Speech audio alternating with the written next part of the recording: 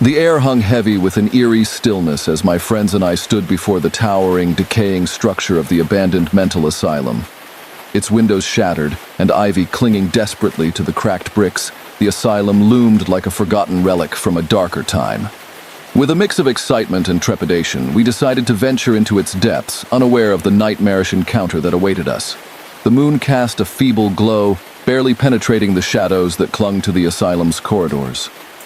We stepped through broken doors, our footsteps echoing through the empty hallways like whispers of the past. The air grew colder with each step, and a sense of unease settled upon our group. As we explored further, the asylum revealed its secrets: forgotten patient rooms with rusted bed frames, tattered straitjackets strewn across the floor.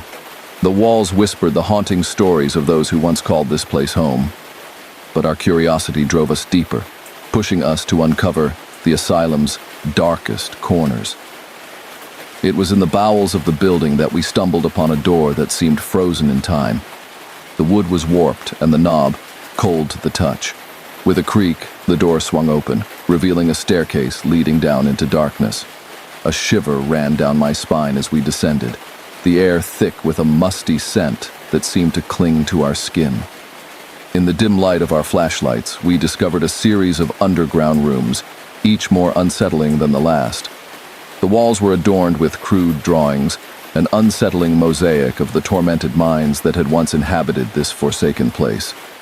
But it was the final room that would forever haunt our nightmares. A flickering bulb revealed a scene straight from our deepest fears. A row of ancient medical instruments, stained and rusted. Chains hung from the walls, and the floor was marked with ominous symbols. The air seemed to constrict around us as we realized the true horror of what had transpired in this hidden chamber. A distant sound echoed through the darkness, a low murmur that sent shivers down our spines.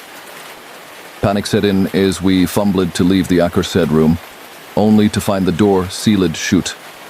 The shadows seemed to coil around us, the oppressive weight of the asylum bearing down on our terrified group. Just as hope began to wane, the door creaked open, releasing us into the suffocating silence of the asylum's corridors. We fled in terror, our hearts pounding in our chests as the asylum seemed to protest our intrusion with creaks and moans. As we emerged into the moonlit night, the asylum loomed behind us, a specter of the horrors we had witnessed. We swore never to speak of that night again, but the nightmares persisted. A relentless reminder of the malevolence that still clung to the abandoned asylum. In the aftermath, my advice to those who dare to explore forgotten places is simple: heed the warnings of the past. Some doors are best left closed, and the darkness that dwells within abandoned walls may awaken to confront those who disturb its slumber. The chilling encounter we faced serves as a stark reminder that some secrets are better left undisturbed, buried in the shadows of time.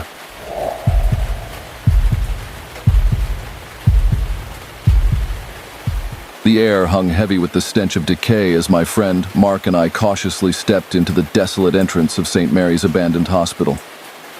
The broken windows and crumbling walls whispered the haunting tales of a place long forgotten. A graveyard of memories, swallowed by darkness. We were drawn to the eerie allure of exploration, our flashlights cutting through the thick darkness that clung to the hallway, like a tangible presence. The silence was oppressive, broken only by the distant sounds of dripping water and the creaking of decaying floorboards beneath our hesitant steps. Our goal was simple: unravel the mysteries shrouding this forsaken place. Little did we know, the shadows concealing the hospital held secrets that defied reason.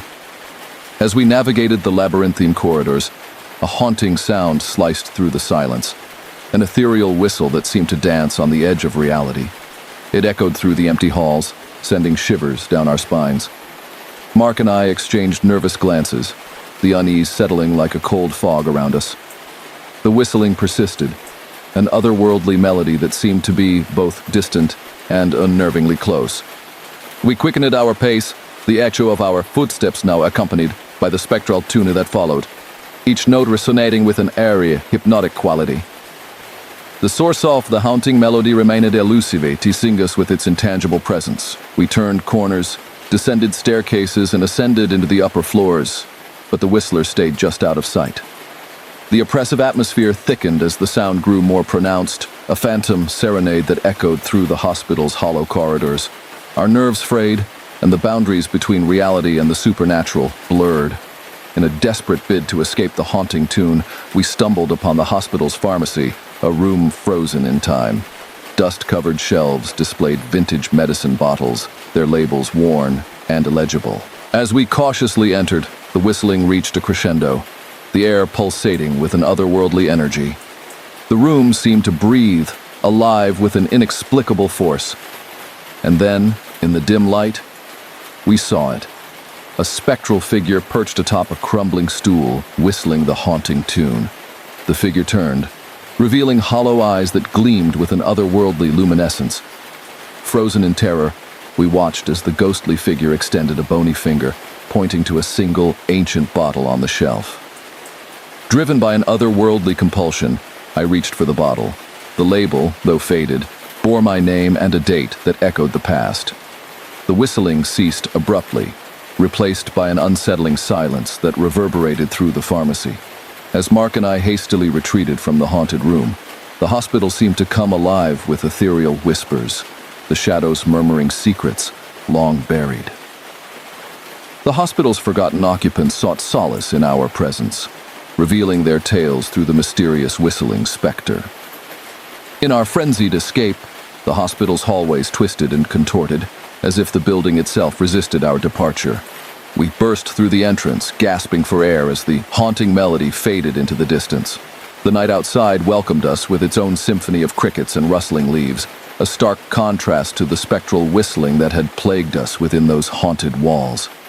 As I recount this harrowing tale, my advice to you, dear listener, is to tread carefully when exploring the abandoned and the forgotten. For within the silence, ancient echoes may stir, and the past may weave a melody that transcends time. Be vigilant, for the boundary between the living and the spectral is thin, and the haunting notes of a forgotten tune may beckon you into a realm where reality and the supernatural collide.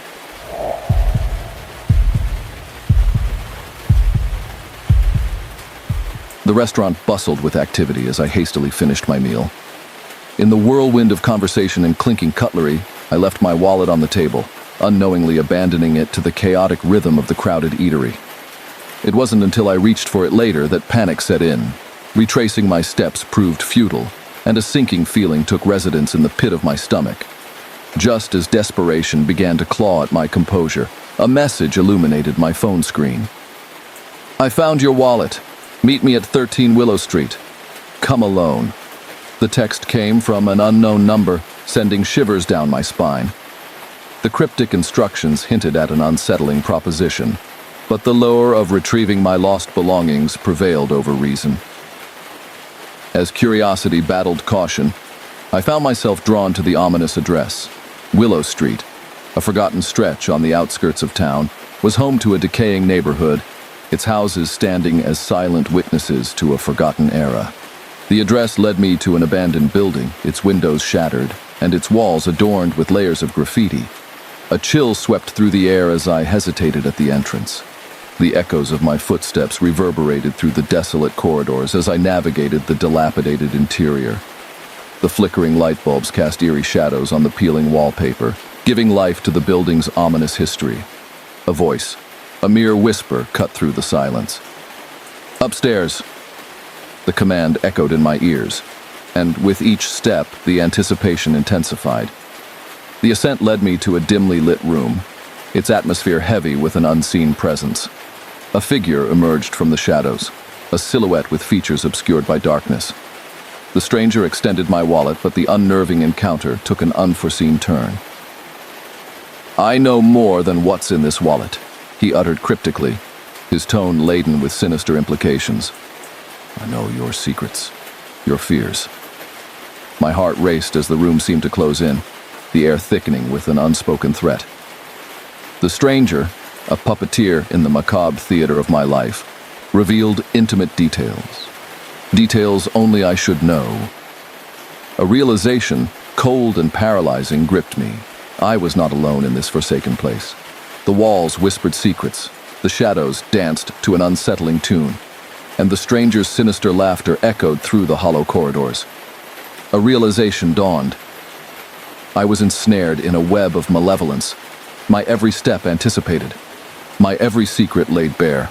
Desperation fueled my escape, my breaths ragged as I stumbled through the labyrinthine halls. The walls seemed to close in, and the air grew heavy with the weight of unseen eyes. Panic set in as the sinister laughter echoed, a haunting melody that refused to be silenced. Finally, the frigid night air greeted me as I burst through the decaying entrance. My heart pounded, and a chilling breeze seemed to carry the ominous whispers of the forsaken building.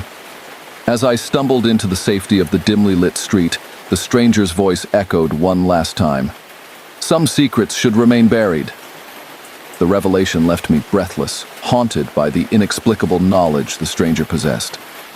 The encounter lingered in the recesses of my mind, a tale of lost innocence and the price of curiosity. To those who listen to this chilling tale, heed this advice. Guard your secrets, for in the shadows, there may be those who revel in the darkness of your vulnerabilities. Trust your instincts, for the line between curiosity and malevolence is thin, and some invitations lead to a sinister dance that may never end.